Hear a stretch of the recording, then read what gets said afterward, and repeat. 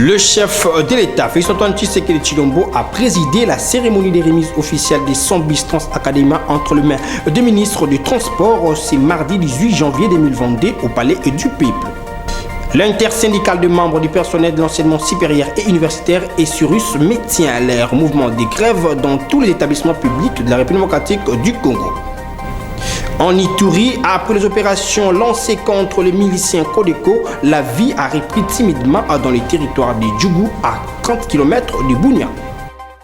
Merci de nous choisir pour vous informer. Mesdames et messieurs, bienvenue dans cette nouvelle session d'information à la télévision d'éducation. Place au développement des titres. Le président de la République, Félix-Antoine Tshisekedi Tshilombo, a présidé ce mardi 18 janvier 2022 au Palais du Peuple la cérémonie des remises officielles de 100 bis Trans-Académia au ministre des Transports, voies des Communications et des Enclavements. Une cérémonie à laquelle a pris part le président des chambres du Parlement ainsi que le Premier ministre chef du gouvernement suivi. Dans un décor d'un grand jour à l'esplanade du Palais du Peuple, le président de la République Félix-Antoine Tshisekedi Tshilombo a voulu matérialiser une promesse faite aux étudiants au mois de mai de l'année dernière. Le chef de l'État a voulu aussi rétablir une vieille tradition de transport pour étudiants avec des lignes dédiées. Avec une tarification spéciale, Trans-Académia est un réseau de transports en commun pour desservir les campus universitaires de Kinshasa et de l'arrière-pays. Devant un parterre de représentants d'étudiants, le ministre de l'Enseignement supérieur et universitaire, Moïse Nonzangi, a exhorté les bénéficiaires à une gestion rationnelle. Aujourd'hui, nous sommes à la matérialisation des promesses faites par les chefs de l'État. Il a promis ce jour de faciliter la mobilité des étudiants de Kinshasa et de l'ensemble du pays. Aujourd'hui, nous donnons officiellement des bus pour les étudiants de la ville de Kinshasa. Et demain, je voudrais bien rassurer les étudiants de l'intérieur de la province, les bus seront dispatchés sur l'ensemble du territoire dans toutes les provinces pour que les étudiants de partout se sentent chez eux et se sentent honorés par les chefs de l'État qui aujourd'hui nous a donné la preuve qu'il est très attentionné de la question des étudiants. Pour le ministre des Transports, Chérubin Okende, autorité tutélaire de ce projet, Trans-Académia est un projet à impact visible et réel. Il va résoudre tant soit peu l'épineux problème des transports pour étudiants.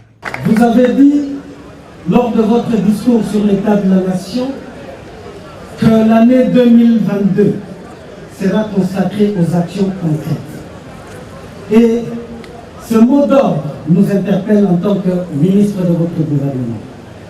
Car l'action gouvernementale, l'action d'un ministre, doit être axée sur la vision du chef de l'État et chercher par tous les voies et moyens la matérialisation de cette vision. Dans un premier temps, 100 bus Trans-Académia seront mis en circulation. Et dans un proche avenir, le réseau sera enrichi de 500 autres bus. Sur place, le président de la République a été informé des mécanismes mis en place pour une gestion rationnelle. Présent lors de cette cérémonie, quelques étudiants interrogés remercient le chef de l'État d'avoir honoré sa promesse. Ils sont au micro de Ginel Pézo. Monsieur Ekira Marcy Durel, étudiant en première année de licence à l'Institut supérieur des techniques appliquées, ISTA, en Singue. Nous sommes venus au Palais du Peuple pour assister à la remise des bus au chef de l'État au niveau des étudiants, qui permettait à ce que le transport pour les étudiants soit facile pour nos frères qui habitent par exemple Tchango, Ngaliema, de l'autre côté qui viennent pour l'ISTA, y compris d'autres instituts. Ça permettait à la facilité à tout un chacun de rentrer chez soi librement et de venir à l'heure à l'institut pour les heures de cours. Je tiens à féliciter son Excellence, le président de la République, M. Antoine Tshisekedi Tshilombo. En tout cas, c'est un plaisir pour nous les étudiants. C'est vraiment un plaisir immense pour nous de voir. Aujourd'hui, je ne sais pas, à l'époque, j'ai appris qu'il y avait le bus Thompson, qui était le bus pour étudiants. Mais depuis que je suis née, en tout cas, jusqu'à aujourd'hui, c'est toute ma première fois de voir un président de la République donner des bus en disposition des étudiants. En tout cas, nous sommes très contents et nous félicitons également le chef de l'État le ministre du Transport également, ainsi que le ministre de l'Essu pour le travail abattu, et que Dieu leur bénisse abondamment. Quant à nous étudiants, nous promettons au chef de l'État que nous allons bien prendre soin de ces bus, nous allons bien garder ces bus et nous demandons également aux étudiants, très chers étudiants, ça c'est un cadeau que le président de la République nous a fait. Nous savons nous tous que c'est pas facile depuis qu'on est étudiant, je ne sais pas, on n'a jamais entendu cela. Tout ce que je peux vous demander est de bien prendre soin de ces bus. En fait, c'est tout d'abord historique, ça n'a jamais été fait auparavant. Étant qu'étudiant, je suis satisfait de ce que le président de la République nous a fait. En tout cas, nous avons été honorés par les présidents de la République et les ministres du Transport. Vraiment, ça a été une promesse que le président de la République avait faite et il a réalisé. C'est vraiment un grand jour pour nous étudiants. Ce n'est pas seulement pour des étudiants de cette année, mais aussi ceux qui viendront. Alors c'est à nous de préserver ces biens parce que c'est un bien public, il ne faut pas le détruire.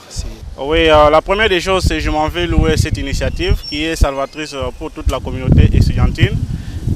Je pense que c'est vraiment une possibilité pour les étudiants de se mouvoir quand ils veulent et avoir plus de facilité de quitter d'un campus vers l'autre ou bien de bien mener leurs recherches avec cette mobilité, l'air pourvu par le gouvernement de la République. Dans les mêmes cadres, en ce qui concerne la remise des CELO de 100 bis aux étudiants par le président de la République, le président de l'Union des jeunes Congolais dans le changement salue cette initiative. Cependant, Mukendi Totombo invite le gouvernement à prendre soin de ces engins. Suivez-le au micro de Rit Mbodi et Gianni Menga. Quand vous donnez 100 bus, et si derrière il n'y a pas une intelligence de gestion, ça pose problème. Vous avez vu avec Matata qui était venu avec l'esprit de ville, en contradiction avec l'esprit de monde. Et on nous a obligés, nous tous, à faire le quoi de voiture, à les amener pour que nous puissions avoir le contrôle technique. Mais allez voir les esprits de vie aujourd'hui. Allez voir le bis Transco aujourd'hui. Le problème, ce n'est pas le fait de donner. Le problème, c'est le fait d'avoir tout un programme de gestion de cela. Ça, c'est ma première impression. Et de deux aussi, on se pose des questions sur la gestion de ces bis pour les étudiants. Est-ce que seuls les étudiants y entreront? Quels seront les critères? Est-ce qu'il y a une société de gestion pour cela? Ou bien c'est le président lui-même qui va gérer aussi cela? Donc, nous, comme vous le savez, en tant que la nouvelle génération, nous pensons qu'il faudrait améliorer la gestion des choses. Il faut avoir des perspectives dans ce qu'on fait pour éviter le folklore, éviter des choses qui viennent et puis partent de la même manière. Donc, pour conclure, en bref, ce que j'ai dit, c'est une très bonne chose que le chef de l'État ait pu penser aux étudiants, mais nous pensons qu'il aurait mieux été si c'était un programme et une gestion derrière. Mais maintenant, pour ce qui est des étudiants, ça c'est une responsabilité. Puisque effectivement, comme vous le savez, nous pensons que la jeunesse devrait se réveiller et se mettre à sa place pour ce qui est de la gestion de ce pays. Quand on est étudiant, c'est pour préparer son avenir, mais aussi sa participation dans la gestion de la chose publique.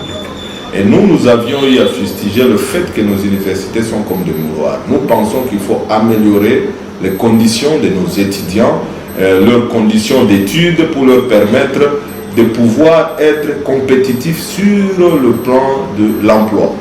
Mais nous pouvons aussi ajouter qu'il faut aussi penser aux enseignants, à ceux qui leur donnent la matière, la connaissance, puisque bon, ça ne sert à rien d'avoir de beaux cadres d'université, d'avoir de bus de transport, sans que nous ayons des professeurs qui soient motivés, mais compétents aussi pour donner de la connaissance. Qu'est-ce qu'il faut retenir pour ce qui est de réalisation du chef de l'État? Vous attendez ce qui est dit durant son mi-mandat. La réponse avec cet analyste politique au micro de Gilia Kounoni. À évaluer et donner le bilan du quinquennat du chef de l'État. Je vous demanderai de prendre patience. Le mandat est de 5 ans. Nous sommes presque à 3 ans. Vous cherchez déjà à donner les bilans de réalisation du chef de l'État. Bon, à moins que vous soyez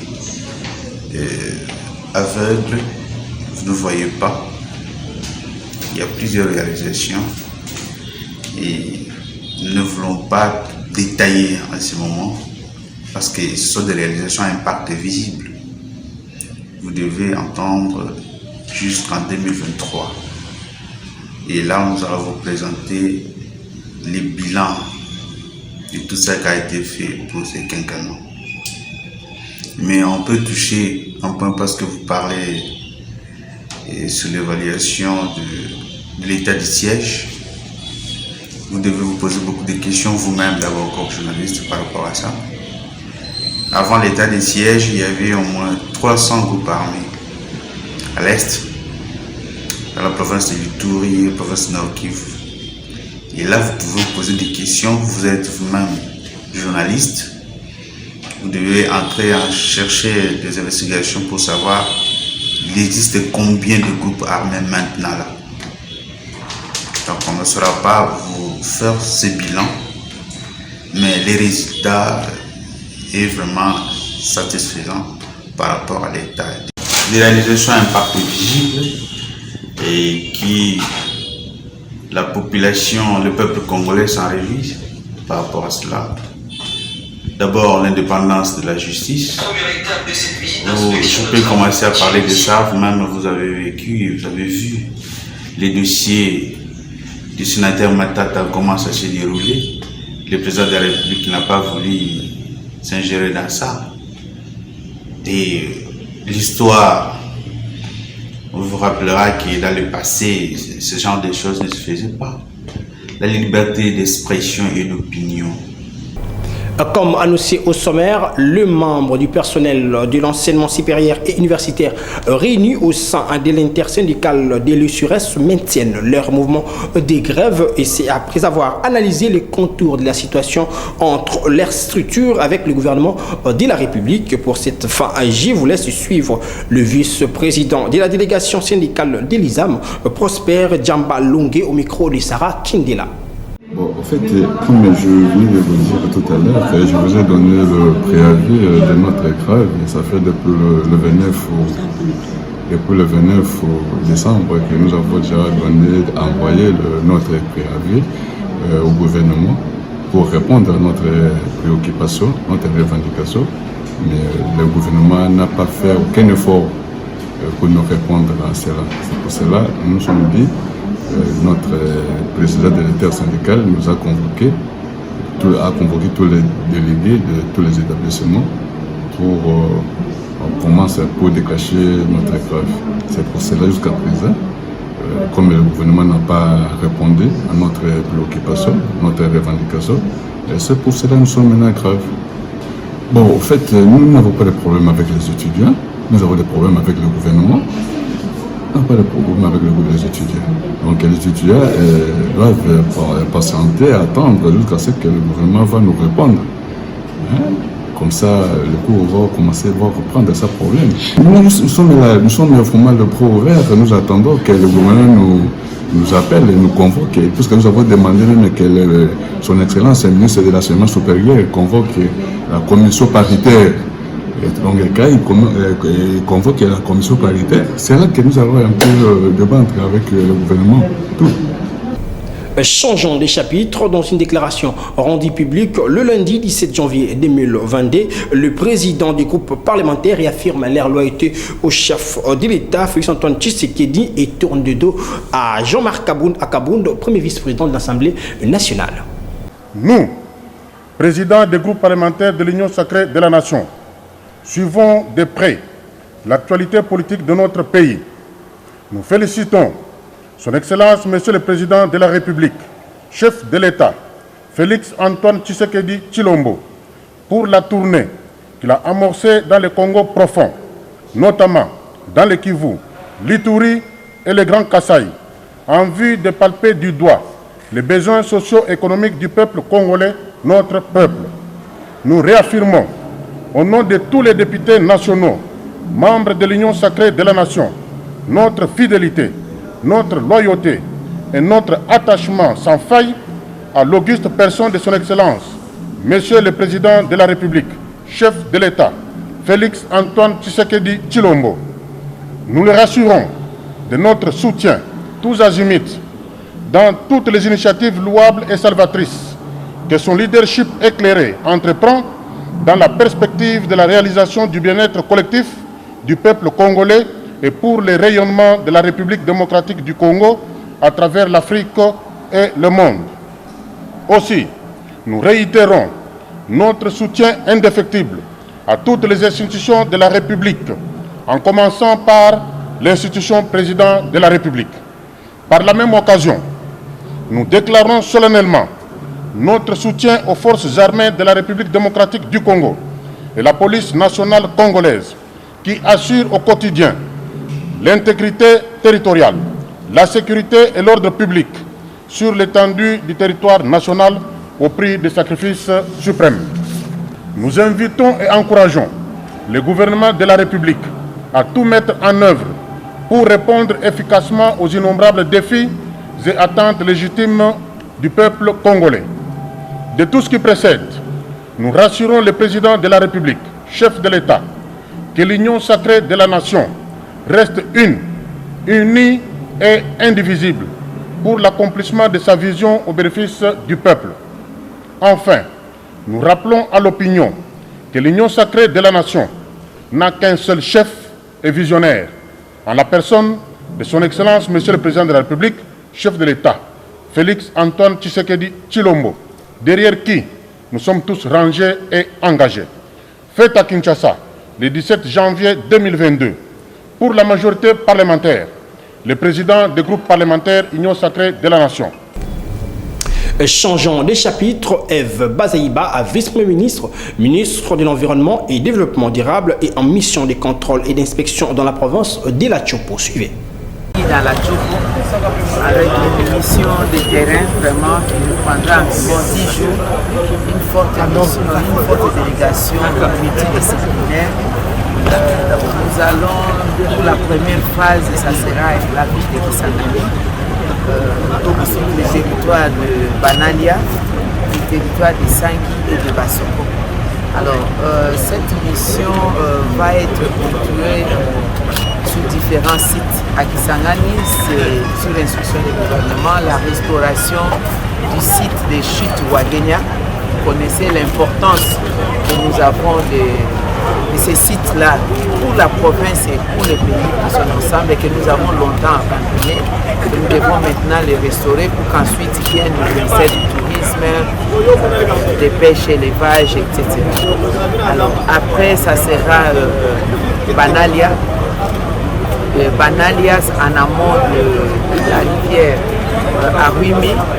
Nous sommes venus avec des experts pour voir la problématique de la pollution de la rivière à Ruimi à la suite de l'exploitation des exploitants miniers qui du reste pour la plupart n'ont que des permis de recherche et qui n'ont pas droit à exploiter. Ils les font sans tenir compte des normes d'impact. Et ça sera aussi les territoires de Sangui, précisément à Yangami, où je suis venu avec le professeur de l'université de Gand, Pascal Bouk, c'est l'initiateur du projet de la tour à flux de Yangami. C'est cette tour-là, avec son monitoring de la capacité de séquestration des CO2 qui nous permet d'asseoir notre affirmation de la RDC pays solution face au changement climatique. Et nous allons poursuivre donc cette mission en amont, en aval plutôt de la rivière à Ruimi, vers Asoko jusqu'à Muganjo, sur la politique d'exploitation minière. Voilà dans l'ensemble ce que nous allons faire, mais il y a aussi les projets SIFO. Nous allons voir la mise en œuvre, la réalisation du projet SIFO. Entre-temps, s'il y a d'autres éléments, nous allons devoir nous y pencher. Nous insistons que dans cette mission, elle est multidisciplinaire, plus de 20 personnalités qui sont venues. Vous avez des experts, le secrétaire général de l'environnement est là qui m'accompagne, le chargé des missions de l'Agence congolaise et aussi de l'environnement, les architectes, les professeurs d'université venant de Bukavu. 61e anniversaire de la disparition de Patrice Emery Lumumba, premier ministre de la République démocratique du Congo. Une messe d'action des grâces a été organisée le lundi 17 janvier 2022 à la cathédrale Notre-Dame du Congo en présence des autorités politiques ainsi que sa famille biologique. Suivez ces reportages de Gula Kounodi et Jordi Matondo. Jour pour jour, 61 ans depuis que le premier ministre de la République démocratique du Congo, Patrice Emery Lumumba, a quitté la terre de vivants. À cette occasion, une messe d'action de grâce a été dite en son mémoire à la cathédrale Notre-Dame du Congo, où il y a eu la présence de plusieurs autorités, dont le Premier ministre Sama Lukonde, représentant du chef de l'État, Félix Antoine Tshisekedi Tshilombo. Après la messe, direction place échangère à Limete, où le Premier ministre a déposé le gerbe de fleurs au monument de Patrice Emery Lumumba. Il faut noter que l'ancien monument sera démoli pour être construit au centre de la place échangère, dont l'inauguration de la place représentée par maquette a été faite par Sama Lukonde, où les travaux vont durer de 5 à 6 mois, comme l'a expliqué le chef du gouvernement.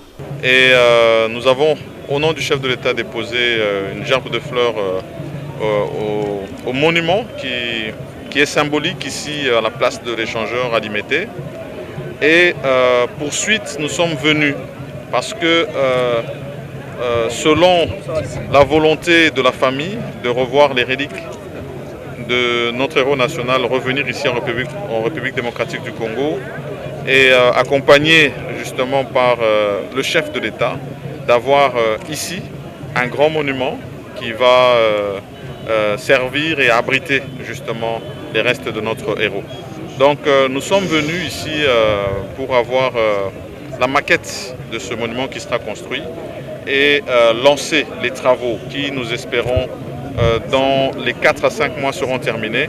Car comme vous le savez, selon le vœu de la famille et de tous les Congolais, et avec l'accompagnement du président de la République et du gouvernement, nous allons pouvoir accueillir ces reliques cette année et honorer notre héros national Patrice Emery Lumumba. Donc c'est ça toute la symbolique de ce jour, ce 17 janvier 2022, où nous sommes très heureux d'avoir représenté le chef de l'État. Il s'y est de noter que 61 ans après la famille biologique de Patrice Emery Lumumba, ainsi que l'ensemble des Congolais attendent avec impatience les retours des reliques de l'héros national comme promis par le chef de l'État.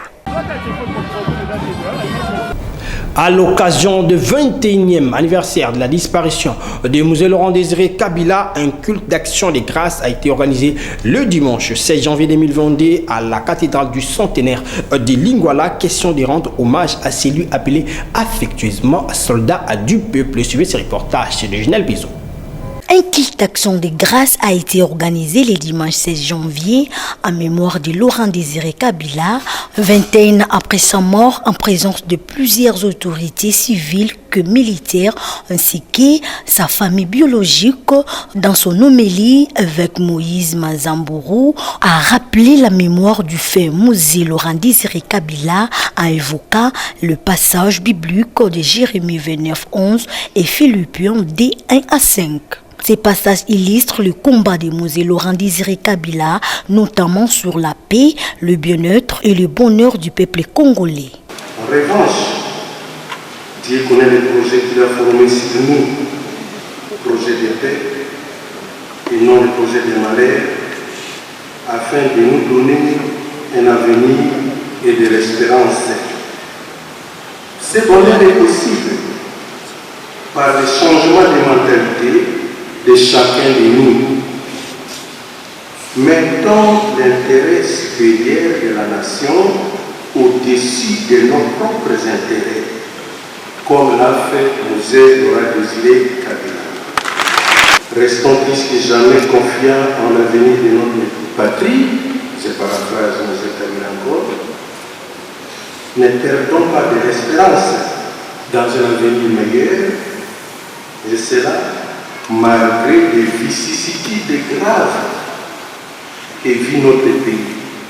Après le kilt, Olivier Lembe Kabila, épouse de l'ex-président de la République démocratique du Congo, Joseph Kabila Kabange, et autres personnalités du pays se sont rendues au mausolée de Laurent Désiré Kabila dans la commune de la Gombe pour déposer les gerbes de fleurs et signer le livre d'or. Après le dépôt de gerbes de fleurs, Marie-Olive Lembe Kabila parle de cet héros national. Ce mausolée dans lequel il repose en paix, c'est la preuve la plus extrême de l'amour que l'on peut exprimer à son peuple.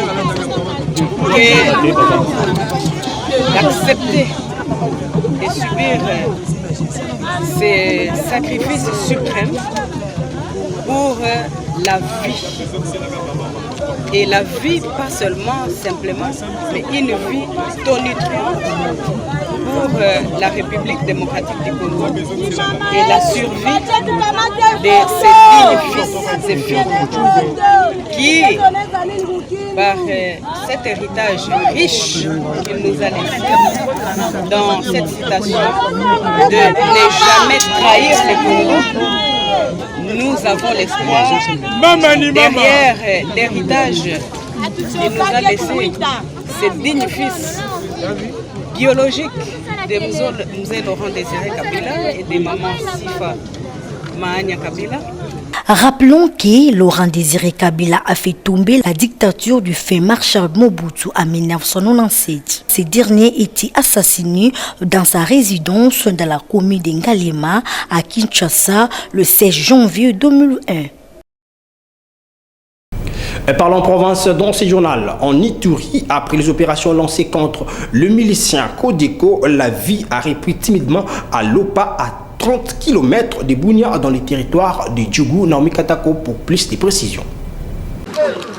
Les forces armées continuent à mener les opérations de neutralisation des groupes armés, notamment dans le secteur de Walendu Tati et Piti, en territoire de Djougou, en chefferie de Bayema Bogourou. Cependant, la paix, la tranquillité et stabilité sont revenus dans ce coin du pays, ce qui permet à la population de vaguer librement leurs occupations, constat fait par le porte-parole des opérations militaires en Ituri, le lieutenant Gilles Ngongo, en visite dans cette partie de la province.